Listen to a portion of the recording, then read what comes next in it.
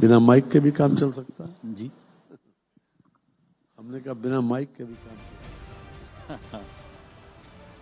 तो कहते हैं कि अगर विकसित भारत का सपना साकार होना है तो वो मजबूत उत्तर प्रदेश की बुनियाद पर ही हो सकता है। असल में उत्तर प्रदेश वो ग्रोथ इंजन है जिसकी ताकत से ये तय होगा कि भारत के विकास की रफ्तार कैसी रहेगी, कितनी रहेगी। और उस ग्रोथ इंजन के पायलट के तौर पे वित्त मंत्री के रूप में माननीय सुरेश खन्ना जी मौजूद हैं आज हमारे मंच पे। सर, आपका बहुत बहुत स्वागत है। और लगता है आप काफी तैयारी करके आए हैं। तो सबसे पहला सवाल तो यही है सर, लोगों के मन में बड़ी आशंका, बहुत डर है कि दूध की कीमतें अभी कल बढ़ी हैं, अभी और क्या क्या बढ़ने वाला है और क्या क्या चीजें महंगी होने वाली है। देखिए, घबराहट की कोई बात नहीं है। अपने नेतृत्व पर भरोसा रखिए। मोदी जी ने जिस दिन से सत्ता संभाली है उस दिन से सीधे सीधे जनता को फायदा पहुंचाने वाले बहुत से काम किए और इसीलिए उनके प्रति जनता का विश्वास बढ़ा है। और पब्लिक परसेप्शन से बड़ा कोई तोहफा नहीं होता नेता के लिए। पब्लिक परसेप्शन उनके बारे में आज भी बहुत अच्छा है कि ये व्यक्ति देश के हित में, इसका कोई अपना एजेंडा नहीं है। केवल सुबह उठने से लेकर रात को सोने तक केवल एक एजेंडा है कि किस प्रकार से अपने देश के लोगों को बेहतर से बेहतर स्थिति में पहुंचा दें। और लेकिन जो इंटरनेशनल लेवल पर जो सिचुएशन अराइज हुई उसके बारे में देश को आगाह करना, देश को हर परिस्थिति से तैयार रखना, ये नेतृत्व का काम है।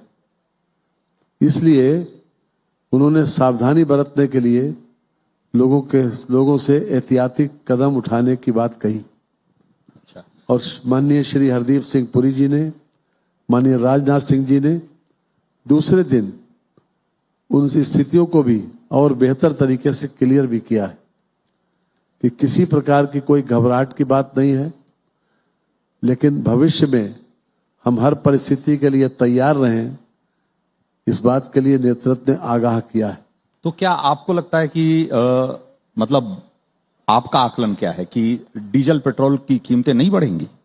देखिए, आज भी उत्तर प्रदेश में अगर आपने देखा हो जी, सबसे कम कीमत आज पेट्रोल की और उत्तर प्रदेश में सबसे कम कीमत डीजल की उत्तर प्रदेश में है, क्योंकि हमने वैट सबसे कम लगाया। आज आप देख लें, इंटरनेट के ऊपर देख लें आप, तो इसी महीने की 5 तारीख को जो खास तौर से स्टेटमेंट जारी होता है उसमें हमसे ज्यादा 10 15 रुपए लीटर बड़े राज्यों में, सब राज्यों में कहीं 2 रुपए ज्यादा है, कहीं 5 रुपए ज्यादा है, कहीं 10 रुपए ज्यादा है। और सदर्न स्टेट्स में तो हमसे 10 12 रुपए ज्यादा है।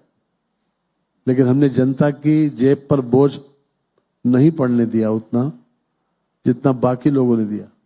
सर, दुनिया में जो लोग अर्थव्यवस्था को, इकोनॉमी को बढ़िया समझते हैं, जो बड़े एक्सपर्ट हैं, वो कह रहे हैं कि भाई ये बहुत अनिश्चितता का दौर है और आने वाले दिनों में दुनिया को और बड़े संकट के लिए, बड़े क्राइसिस के लिए तैयार रहना चाहिए। देखिए, अब वो तैयारी, मतलब अब मैं जानता हूं कि चूंकि वित्त मंत्री हैं आप और आपने अपने स्तर पर तैयारी कर ही रखी होगी। उत्तर प्रदेश चूंकि बड़ा राज्य है और मैंने पहले भी कहा कि भारत के विकास की रफ्तार उत्तर प्रदेश से भी बहुत हद तक तय होती है। आपकी क्या तैयारी है उस संकट से निपटने की? हमारी संकट से निपटने की तैयारी तो है ही, लेकिन जो ग्राफ 2016 तक नीचे जा रहा था उत्तर प्रदेश में, अब हम हर तरफ से ऊपर की तरफ जा रहे हैं।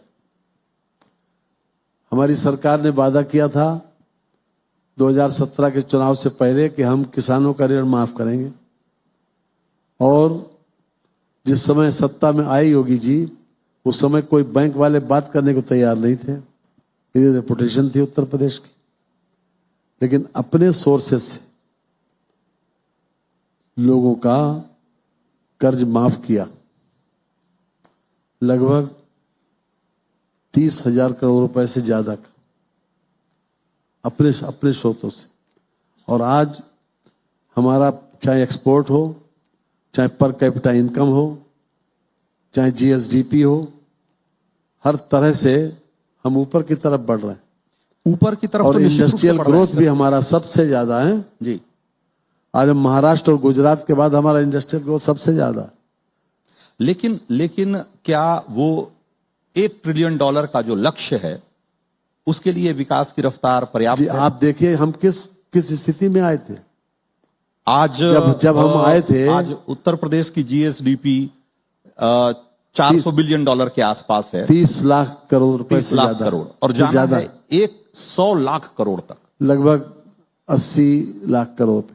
जब तक आप वहां पहुंचेंगे तब तक रुपए जिस रफ्तार से नीचे गिर रहा है, हो सकता है 100 लाख करोड़ के आसपास ही हो जाए। तो बहुत लंबा सफर है अभी तो। जी हाँ, लेकिन हमने कितनी ऊंचाई चढ़ी। हम 12 लाख करोड़ रुपए पे आए थे और आज हम 30 लाख करोड़ से ज्यादा पर, बल्कि नीति आयोग ने तो हमको 31 लाख करोड़ रुपए हमारा जो इवेल्युएट किया। तो उस हिसाब से क्या टाइमलाइन देखते हैं आपकी? जो $1 ट्रिलियन का सपना है उत्तर प्रदेश का, वो कब तक पूरा हो जाएगा? उत्तर प्रदेश सेफ और सिक्योर्ड डेस्टिनेशन है इन्वेस्टमेंट पॉइंट ऑफ व्यू से। लैंड ऑर्डर पोजीशन में इतना जबरदस्त चेंज हुआ है कि लोगों का विश्वास उत्तर प्रदेश पे बढ़ा है और बड़े पैमाने पर इन्वेस्टर्स अपना इन्वेस्टमेंट उत्तर प्रदेश करना चाहते हैं।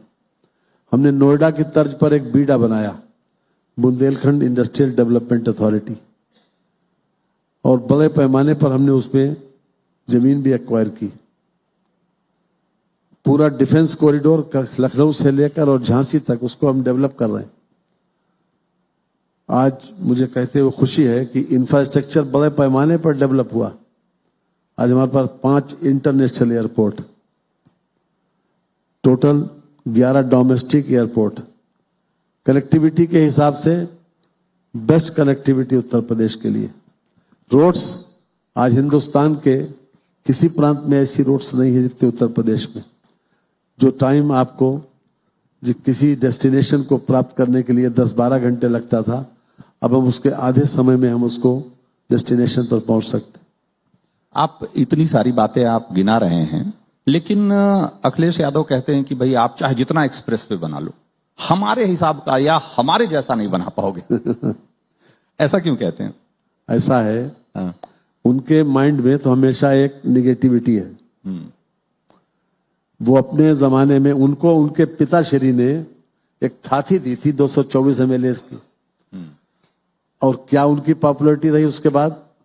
2012 में 15 मार्च 2012 को उन्होंने शपथ ली थी, और जब 14 में चुनाव हुआ पार्लियामेंट का, तो क्या रिजल्ट निकल के आया उत्तर प्रदेश में? 80 में से 73 सीटें एनडीए ने जीती थी। 2 साल में इतने अनपॉपुलर हो गए। ये हमने तो नहीं किया, ये तो जनता का फैसला है। लोकतंत्र में इलेक्शन जनता का फैसला, जो होता है सो हमें स्वीकार। 2 साल, उसके बाद विधानसभा का चुनाव आया।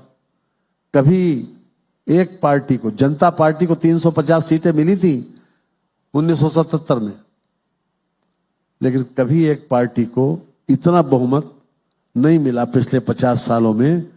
403 में 325 सीटें एनडीए को मिली। ये किसका करिश्मा है? एक तरफ उस वक्त की सरकार